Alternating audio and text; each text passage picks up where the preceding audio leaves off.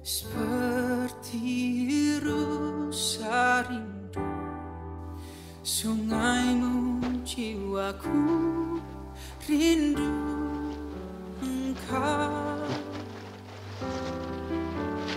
Kaulah hatiku.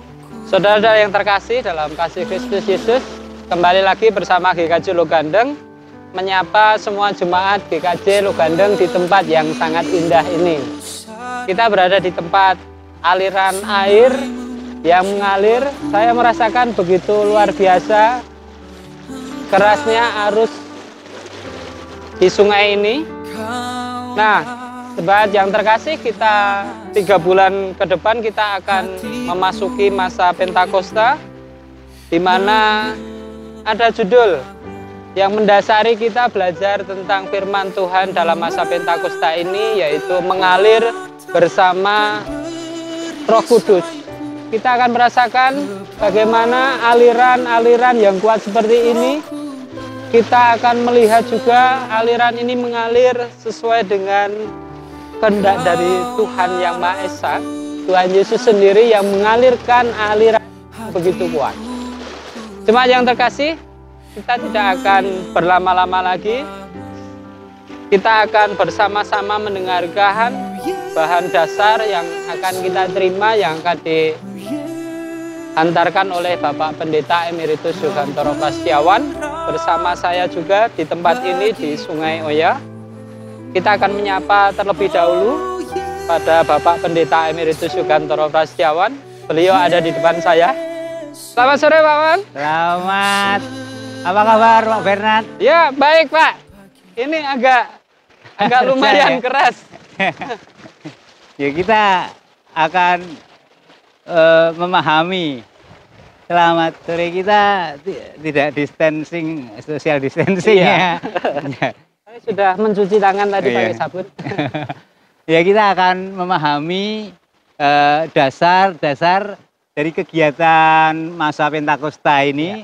Tadi Pak Bernard menceritakan tentang kekuatan aliran air itu ya, yang menginspirasi kepada kita sekalian memasuki masa Pentakosta ini, bagaimana kita merasakan kalau kita diajak untuk mengikuti mengalir bersama Roh Kudus gitu ya. Jadi kita bukan hanyut, tapi kita sebagai aliran. Sebagai aliran. Sebagai yang air ya, bukan. Tapi air bersama-sama dengan arus yang berbeda, yaitu Roh Kudus. Ya. Nah, oleh karena itu kalau tadi Pak Bernard mengatakan ada kekuatan. Iya. Juga saya mendengar ada dinamika, percikan-percikan. Ada keteraturan juga, Pak. Keteraturan juga ya. Suara-suara yang menyenangkan. Jadi tidak hanya sebatas kekuatan, tapi kekuatan yang teratur. Ya. Kemudian aliran yang teratur, irama atau dinamika yang tertata, mestinya begitu ya. Itu mungkin yang akan paling kita pahami lebih pertama kali, lebih dasar, itu semua segala sesuatu adalah teratur ya. Nah, Ibu Bapak dan saudara-saudara yang terkasih, ini saya bersama dengan Pak Bernard untuk menggali dasar-dasar kegiatan masa Pentakosta ini. Ada 3 bagian yang nanti akan kita kupas. Tapi yang pertama-tama kita memahami dulu Pentakosta itu dilaksanakan, bukan dilaksanakan, tapi terjadi bersamaan dengan peristiwa perayaan 7 minggu bangsa Yahudi panen gandum. Kemudian bersamaan dengan itu juga ada peristiwa yang selalu diingat, yaitu penerimaan hukum Taurat. Itu bagi mereka itu sangat penting sekali, sehingga itu menjadi tekanan yang pokok bagi mereka untuk mengadakan kegiatan. Nah, Allah menggunakan peristiwa ini untuk menebar rencana-rencana Allah yang difirmankan melalui Tuhan Yesus untuk mewartakan tentang Injil ini kepada seluruh banyak orang ciptaannya ya. Bukan hanya di Yerusalem, bukan hanya di Samaria, Galilea, tapi sampai seluruh seluruh dunia, seluruh bumi. Nah, Pentakosta diawali dalam kegiatan kita ini diawali dengan perayaan kenaikan Tuhan Yesus. Nah, ini kenaikan Tuhan Yesus itu sering dilupakan oleh jemaat karena pelaksanaannya hari Kamis juga itu. Pernah terjadi ketika saya ketemu jemaat bertanya kepada saya, Pak, kemarin itu ada lonceng gereja itu apa itu? Nah, itu sebetulnya perayaan kenaikan Tuhan Yesus. Nah, tapi sebetulnya kenaikan Tuhan Yesus itu penting sekali karena itu sebagai garis, ya, garis demarkasi tentang penyertaan Allah kepada umatnya secara fisik, ya, secara fisik ya, itu hadir dalam kehadiran Yesus itu ya. Kemudian setelah itu pasca Pentakosta itu, pasca kenaikan itu adalah bagaimana jemaat merasakan kehadiran Allah secara rohani gitu ya, melalui turunnya Roh Kudus itu. Nah, ini Ibu, Bapak dan saudara-saudara sekalian yang perlu kita pahami lebih dulu tentang Pentakosta bagi kita sekalian.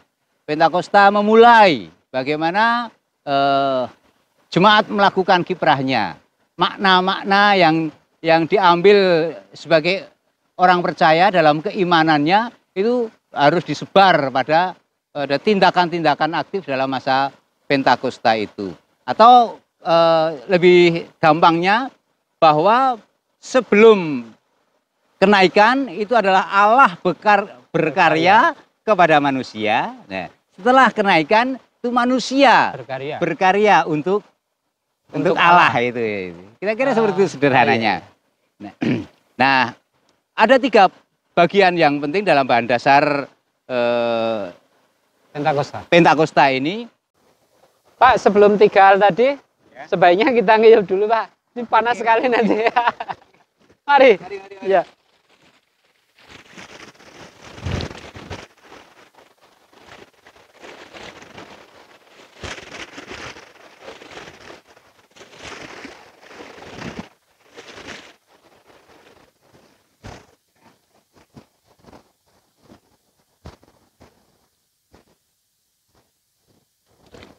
Sini, Pak. Oke, Pak. Nah, yuk. Nah, kalau di sini kan enak, Pak. Baru kita nanti bisa lanjut 3 hal.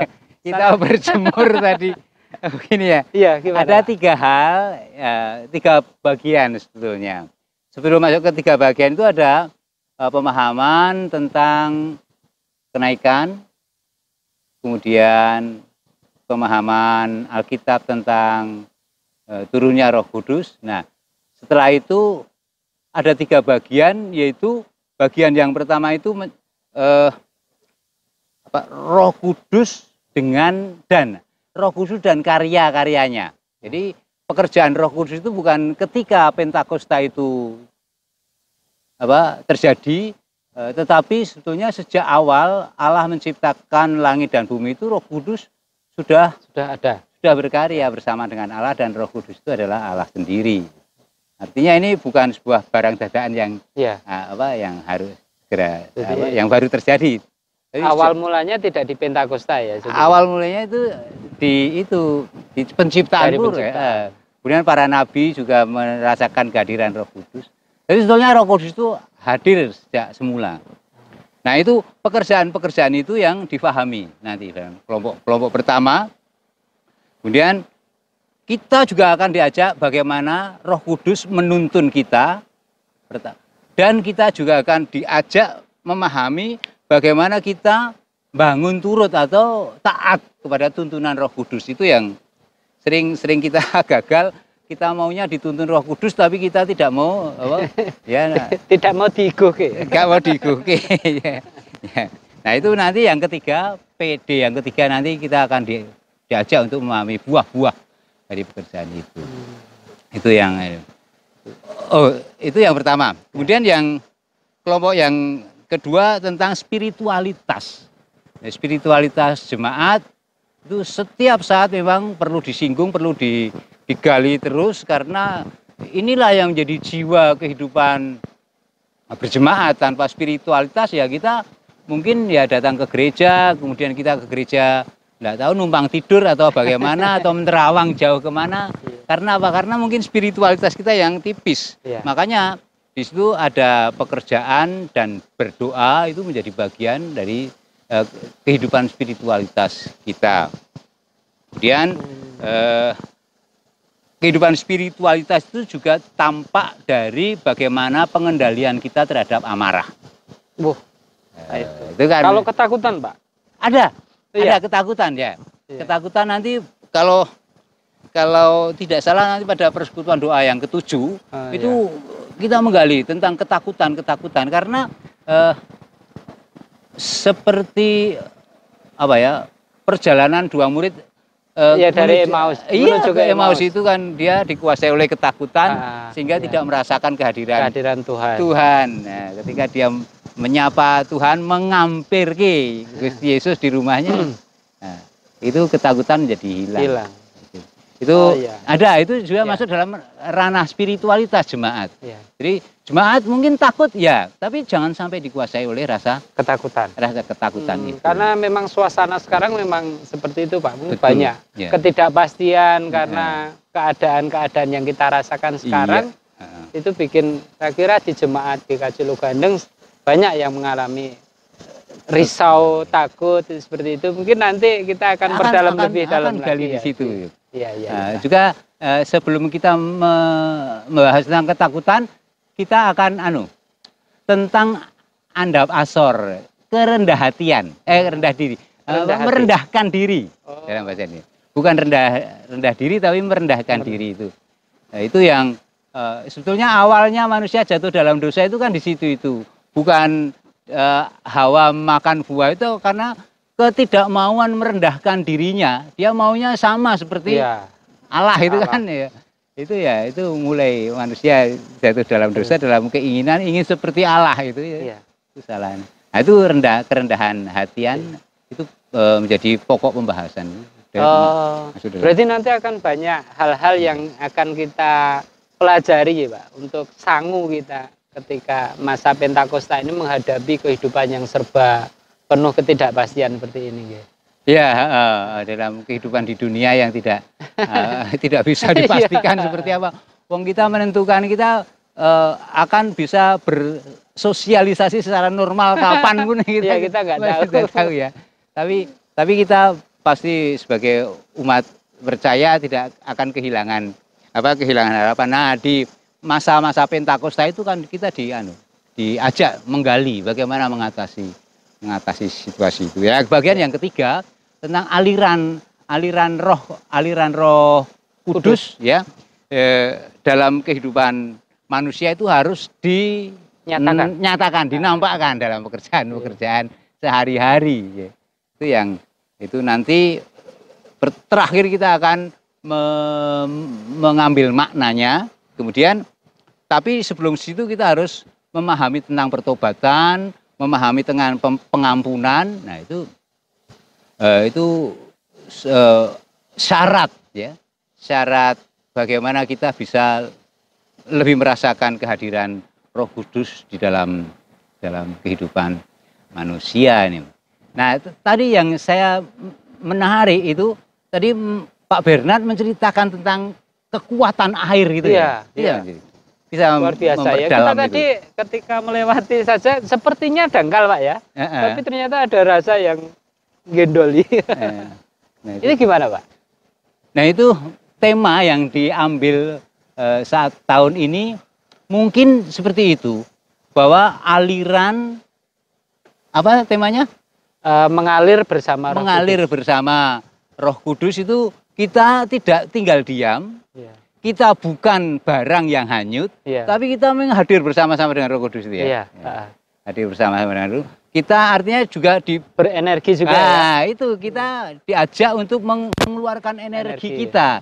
Jadi yang saya tidak punya apa-apa, saya tidak punya kekuatan, bukan begitu kan maksudnya. Tapi kita mengalir bersama Roh Kudus itu kita tenaga kita, energi kita, pikiran kita itu maksudnya mungkin diajak untuk kita nampakkan. Nah, itu barangkali itu perlu ya untuk kehidupan jemaat, menjadi jemaat yang dinamis seperti air suaranya ya. Dinamis. Menjadi jemaat yang hidup, yang pada akhirnya nanti pasti akan memberi makna, kekuatan, harapan baru bukan hanya bagi jemaat tapi bagi kehidupan bersama. Nah, oleh karena itu banyak hal yang penting yang bisa kita pahami dalam pemahaman Alkitab, kenaikan pemahaman Alkitab, turunnya Roh Kudus, persekutuan doa itu menjadi penting bagi kita sekalian. Oleh karena itu saya memang mengajak pada semua Mas Gili ya, jemaat juga, jemaat saya ajak untuk itu untuk betul-betul terlibat.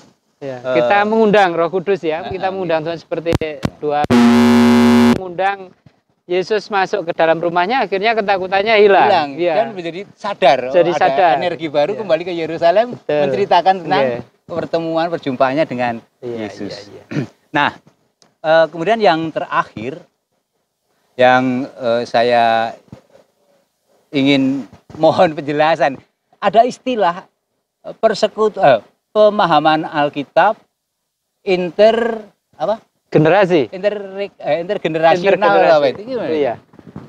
Kalau menurut saya begini Pak, dengan keadaan kita yang sekarang ya, kita ibadah di rumah bersama dengan keluarga. Ada bapak, ada anak, ada cucu juga, itu kan kita jadi satu Pak. Nah, karena ketika kita merasakan seperti itu, saya kira ketika keadaan tidak seperti ini, PA-nya kan kategorial Pak. Jadi ada PA orang tua sendiri, adioswa ada sendiri, anak-anak ada sendiri. Itu kan homogen, jadi satu kelompok. Tapi dengan keadaannya seperti ini, kita dikondisikan untuk kita bisa bertemu dengan anak yang masih kecil, dengan orang yang sudah dewasa, juga dengan orang tua gitu Pak. Jadi pemahaman saya tentang intergenerasional itu memang akan menyatukan itu tadi ya. Sepertinya seperti itu. Betul ya. Iya. Jadi gitu ya. Berarti Pak Bernard bisa melihat sisi positifnya ya. Dari kondisi di mana kita tidak harus melakukan social distancing atau pembatasan gitu ya. Pembatasan pertemuan itu justru di situ ada nilai positifnya dalam kegiatan persekutuan doa, dalam kegiatan ibadah juga, ibadah juga yang tadinya tidak pernah bersama-sama dengan anak cucu sekarang ketemu dengan anak cucu. Itu nilai positif yang harus kita gali, kita manfaatkan ya. Jangan sampai tidak kita manfaatkan hal itu dengan baik-baik ya. Itu Pak Bernard kita melakukan itu. Terima kasih.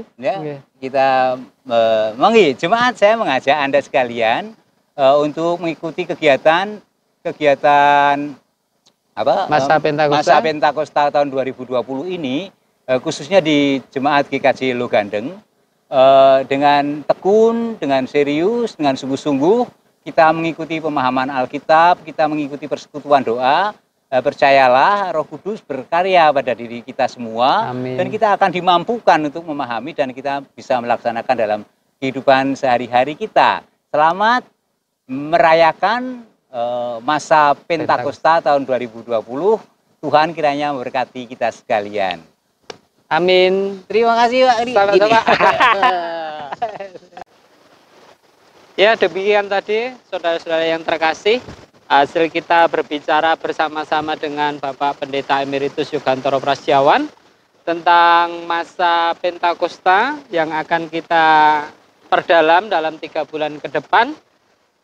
Kita akan merasakan bagaimana Roh Kudus itu menuntun dalam hidup kita, memberi daya kepada kita seperti aliran sungai ini memiliki tenaga energi yang luar biasa. Bagaimana kita akan merasakan penyertaan kasih Tuhan melalui Roh Kudus dalam kehidupan kita sehari-hari. Kita akan semakin mendalami lagi tentang bahan-bahan masa Pentakosta ini. Bersama saya ada satu buah buku masa Pentakosta ini untuk 3 bulan ke depan. Kita akan belajar lebih lagi bagaimana kita dikuatkan oleh Roh Kudus di dalam ketidakpastian, di dalam ketakutan kita menghadapi segala hal. Kita akan menjadi orang yang beserta dengan Roh Kudus. Kita mengalir bersama Roh Kudus memiliki makna berkarya yang baik bersama-sama dengan Roh Kudus dalam kehidupan kita. Mari kita tutup perjumpaan kita pada saat ini. Kita akan menghadap Tuhan, kita akan berdoa, dan mari kita tunduk kepala, kita berdoa. Terima kasih kami ucapkan kepadamu ya Tuhan, atas penyertaan Roh Kudus yang senantiasa ada dalam kehidupan kami sehari-hari. Tuhan, kami mengucapkan terima kasih karena melalui penyertaan Roh Kudus ini, kami dapat menjalani kehidupan kami yang menghadapi berbagai macam rintangan, menghadapi berbagai macam ketakutan yang ada dalam kehidupan kami sehari-hari. Mampukan kami Tuhan untuk mempelajari setiap firman-Mu melalui masa Pentakosta yang akan kami pelajari 3 bulan ke depan ini Tuhan. Mampukan kami menyerap apa yang menjadi kehendak-Mu dalam kehidupan kami, sehingga kami dapat berjalan, kami dapat hidup lebih bermakna lagi bersama-sama dengan Roh Kudus. Terima kasih atas setiap hal yang boleh kami terima dalam kehidupan kami sehari-hari. Di dalam nama Tuhan kami Yesus Kristus kami telah berdoa. Amin.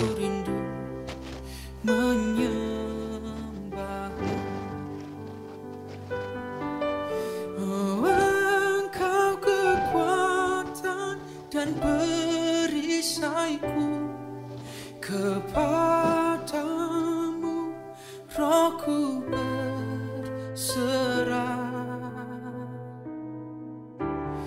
Kaulah Tuhan hasrat hatiku, ku rindu menyembahmu.